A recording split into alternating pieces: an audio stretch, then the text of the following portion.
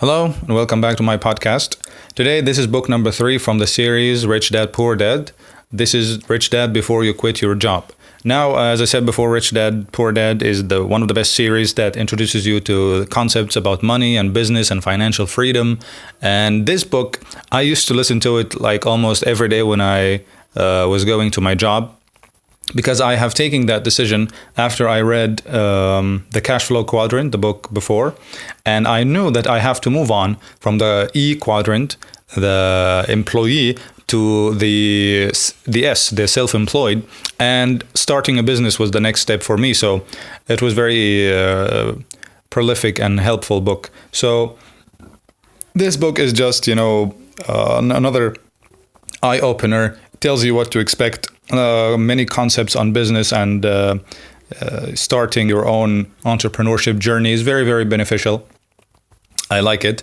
So it has many concepts on business, and when you know the destination, the road is easy on you. When you know where you are heading, you have a map, it's easy for you to go rather than just blindly walking the way. So Rich Dad Before You Quit Your Job, it has a couple of concepts and then 10 tips that help you accelerate your business and move on your career as an entrepreneur. Now, we have like maybe 7 or 8 concepts that are helpful in your journey to starting a business, and then we move on to the 10 tips. So let's go.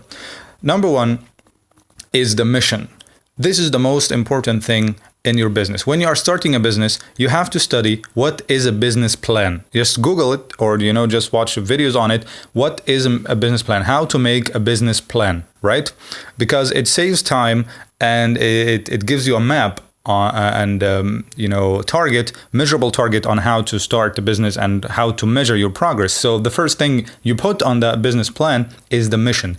What is the reason for you starting this business? What is the passion? Or what are the numbers that you want to reach? What is the problem that you want to solve? We said before, as an entrepreneur, as someone who wants to gain something from the business, gain money, you have to solve big problems, or you have to solve problems that in the market. So your value is determined by the need in the marketplace. So what is the need? Look at Facebook, for example. I think I mentioned this example before. Facebook, how many problems does Facebook solve? You want to have written chat or video or audio conversation or sell something or promote a product or whatever. It solves a lot of problems, right? So as big as the problem you solve, as big as the mission you have, as easy for you to start your own business. Number 2 is leadership. Now, I said before that John Maxwell is one of the best guys who've written on leadership, and I think I summarized the 5 levels of leadership, one of the best leadership books if you want to start. And leadership is very important in business because you are not going to go this journey alone. You need people to come with you. And leadership is why people should come with you. And how to make people help you in any field. As a teacher, I cannot say how much just studying leadership has helped me.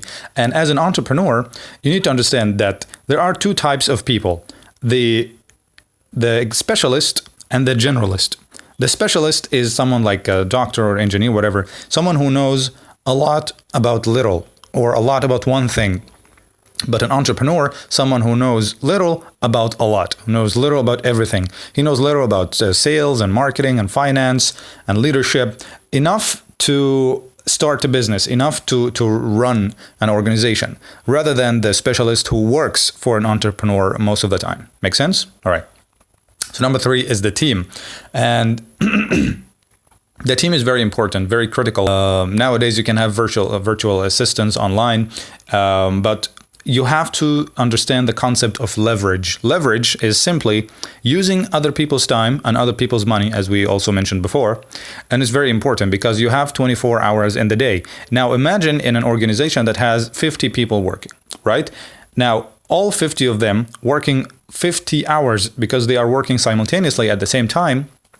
So this is leverage. This is using people's time and money. Now, how many things can you accomplish if you have someone that maybe reading your emails, or if you're making videos, someone making edits for you and you just do the script? How many things you can accomplish by having a team and, leveraging your time and their time? So this is very important. Number 3 is a team. Number 4 is cash flow. Now, starting a business, the blood into the body of the business is the cash flow. Some people say in order for you to make money, you need money, or you need money to make money. Now, this concept is, sometimes yes, sometimes no. But most of the time, a lot of businesses fall or fail because they don't have cash flow. They don't have an emergency flow. They don't have enough money coming in, so they just die. So you have to have a cash flow. You have to have a source that is working. This is why having a high income skill, which is another concept I'm going to talk about when we discuss the book If You Money by Dan Lok, having another source of income, active income, passive income, recurrent, many sources and multiple streams of income is very, very helpful, which are many concepts that we're going to discuss later. So cash flow is number 4. Number 5 is communications. Now, this is very important because how are you going to get your product, your service, your business out there, right? This is something known as word of mouth, is when people talking about you, when people sharing your business, you need communications. You need to start from family and friends. You need to promote what you have. It's very, very important. And communication skills in business are one of the most important skills that you ought to study. And I think we discussed how to influence and influence people before, and many books on communication that we're going to get in the future. Now, number 6 is systems. Now, systems in business just go hand to hand. You can't have a system, you can't have a business without a system, because the purpose of the business, the goal of the financial freedom concept is that you start a business and you find someone to run it. You make a strong system for someone else to run it. Because if you run your business, it's not a business, it's a job. You have a job that requires more than the job. You work for yourself, yes, but you're still running it. So you have to have a strong system that enables you to make this business as passive. Of course, not passive, just you leave it. But if you leave your job or your business for a week and it collapses, it's not a business, right? It's just a job. You are self-employed then. So systems are very important. Number 7 is legal. Now, the legal department, I know most people don't like to learn about it. Me, I'm the same. But you have to understand that which aspects of the legal documents you have to have. You have to understand the HR issues. You have to understand the sector or the business that you have. Because if you don't, you might just do one mistake and then your business is terminated. So you have to understand the legal part. Number 8, and the last, is the product. Now notice that the product is the last thing, which is the opposite of everyone's concept. People start, I have a great idea, I have a great service, I have a great product, no one has come up with it before, and let's start a business. This is wrong. Believe me, I've done it before. I thought, the thing that is going to attract the people is the product. Now, that's not true, because if you look at the McDonald's, for example, is that the best burger? Probably not. If you look at, the best pizza, it's not probably the biggest chain or the best business. The best business is the one that has all the above, the team, the leadership, the system, the cash flow, the communication, the legal part. The product comes last, because everything revolves around it, not like the product is everything, right? So this is very, very important. If you think you have a great idea, do not start the business. You start the business when you answer all the above questions. Do you understand what is marketing? What is sales? You have to understand sales. You have to have a good team. You have to have a cash flow, right? So these are 8 important concepts from the book. Now let's move on to the 10 tips real quick. Number 1 is to check your attitude. Now, you have to understand there's something known as the snowball effect. If you got into just a rut and you could not move on and you did not make money the first 2, 3, 4, 5 months, you have to understand that the first year of the business is just coming in. What comes out from the business is going to come back to it, right? You're not going to make money from just the first or second or third month. You have to understand this. Check your attitude. Never feel like you understand anything. Don't let your ego come on the way. Number 2 is to get as much experience as you can on the previous aspects. Learn as many experiences as you can on all the previous aspects. In the business, you need different skills, as I said, from the being an employee. Employee needs to know one thing or many things on one thing, right? Specialize in one thing, but you cannot afford to know everything. It's a very important tip, so check your attitude. Number 2, get as much experience. Number 3, always remember that sales equal income.